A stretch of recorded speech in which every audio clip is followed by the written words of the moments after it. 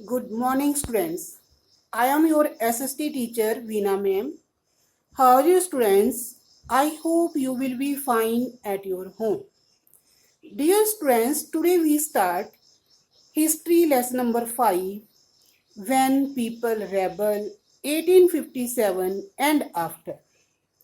Firstly, I want to give you introduction of this lesson.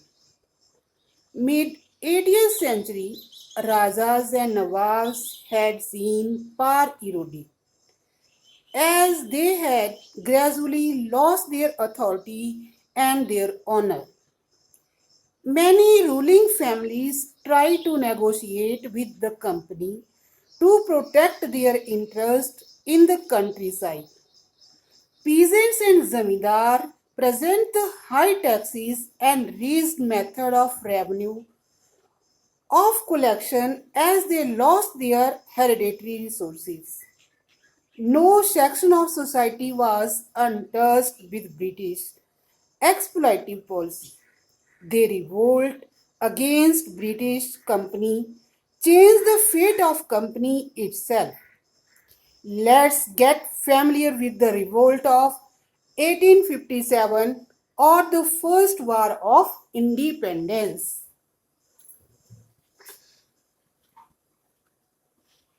Hello students, we listen the introduction of the lesson of 1857 and after.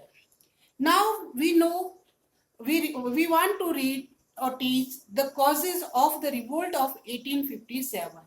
What were the main causes behind the war of 1857? 1857 war was also known as the first war of independence. So first we start the causes. Firstly, causes of the revolt. First causes is political causes. What are the political causes? We read about here. Firstly, Lord Dalhousie. Lord Dalhousie followed the aggressive policy towards the Indian. No respect towards the treaty with the Indian ruler, leaving them feeling insecure and threatened.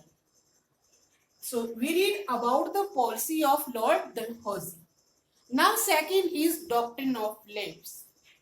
Stara, Nagpur, Jhansi were annexed by the British by the Lord Dalhousie and using the policy doctrine of lapse.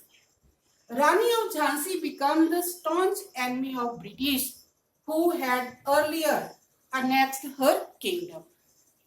Next is Nana Sahib. Who was Nana Sahib? Nana Sahib was the adopted son of Peshwa Bazirao II. His denied pension by the British after the death. Next is Bahadur Shah Jafar. Successors were not allowed to continue their stay at the Red Fort. Then Awadh. And next, under the excuse of maladministration, Nawab of Awadh was exiled to Kolkata. So students, we read about the political causes of the revolt of 1857. We read the aggressive policy of Lord Dalhousie. There were no respect of Indian rule. Then we read about the doctrine of lapse. Rani of Jhansi became the staunch enemy of the British. We read about the Nana Sahib, adopted son of Wazira and denied to the pension. Then we read about the Bahadur Shah. Successors were not allowed to continue their stay at Red Fort. Then Awadh. And next, under the excuse of maladministration, Nawab of Awadh was exiled to Kolkata.